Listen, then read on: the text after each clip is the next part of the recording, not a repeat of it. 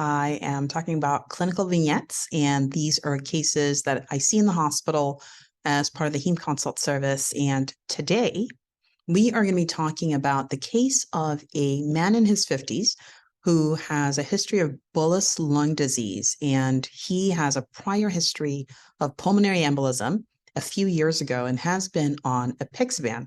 And so at the time that we are consulted, the patient is admitted with worsening dyspnea on exertion, so worsening shortness of breath, and requiring more oxygen than usual. And we are consulted with the question, did this patient fail apixaban? So we're really asked about anticoagulant failure. So did this patient fail apixaban? Because the presumption is that the worsening shortness of breath is due to a new pulmonary embolism. So en route to get the CT, we review this case, and there are four things that I want to mention as far as what to consider in a patient in whom you were called about anticoagulant failure. Four things I'm going to talk about. So the first thing, and the most common cause of anticoagulant failure, is subtherapeutic anticoagulation. It's the most important cause, and you should really exercise due diligence in trying to understand why a patient has anticoagulant failure. So you do want to get the history. How many doses do they miss in a week? If needed, you actually do want to get a fill history. And so sometimes we'll call the pharmacy or look at the electronic medical record, fill record, and see if we're able to get a history of this patient's consistently taking anticoagulation. And so it's kind of the most important cause. So you don't want to gloss over this piece of the history. Sometimes people will say, oh yeah, he said he's taking it. And you really do need to be thorough, and you need to convince yourself that there is no way that this patient is not taking anticoagulation. And that being said, patients don't always tell us the whole picture. And so you do want to exercise due diligence. But if you have exercised due diligence and you discover that the patient really has been taking anticoagulation, consistently filling, and that there's no reason to think that this patient has missed doses or has not been taking anticoagulation, it's important. But you do want to make sure you can rule that out. So that's reason number one, subtherapeutic anticoagulation. Reason number two is not enough anticoagulation. So now I'm talking about duration of anticoagulation. We tend to see this many times with patients who get an IVC filter for one reason or the other.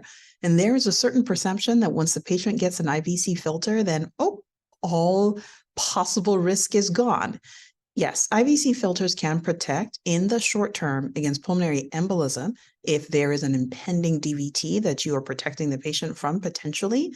But an IVC filter, an inferior vena cava filter, is not a reason not to anticoagulate patients. So even and especially in patients who get an IVC filter, they should be anticoagulated if possible. Now, if patients get an IVC filter because they are actively bleeding, now that is a contraindication to anticoagulation. But many times patients get an IVC filter, and then there's a sense all around that, the patient is protected. So IVC filters are thrombogenic. And so what tends to happen is over time, clot will form on top of the filter. And that does increase the risk over time for a pulmonary embolism. So patients should have the appropriate duration of anticoagulation. And if they don't, that might be a reason for anticoagulant failure because they haven't really been on anticoagulation. Okay, point number three, and I think the most important point is this evidence of a prothrombotic state? So patients taking anticoagulation as expected, and there's still a thrombotic episode. Is there a prothrombotic state? And that's an important question to ask once you have assessed that the patient actually has been taking anticoagulation consistently and that there is an appropriate duration, so the patient didn't prematurely stop. Okay, what prothrombotic state should you be looking for? The most important is really malignancy.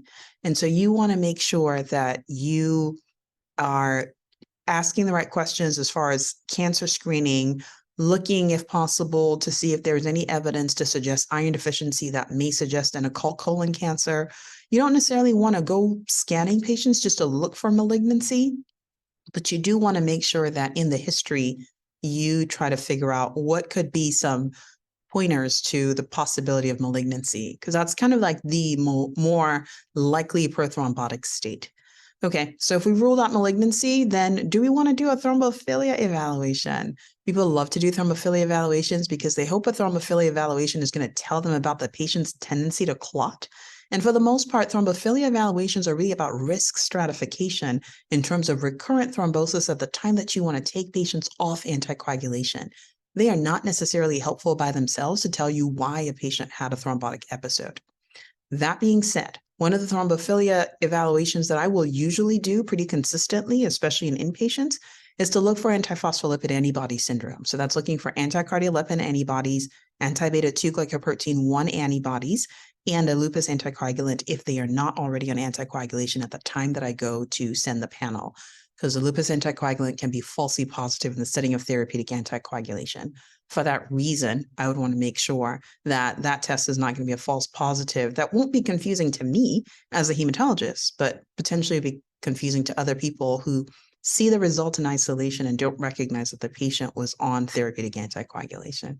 All right, so yes, you could consider a thrombophilia evaluation looking for a prothrombotic state. Many prothrombotic states are not easily found on thrombophilia evaluations. So for the most part, thrombophilia evaluations don't necessarily help you unless you think that you're going to use that information to change management.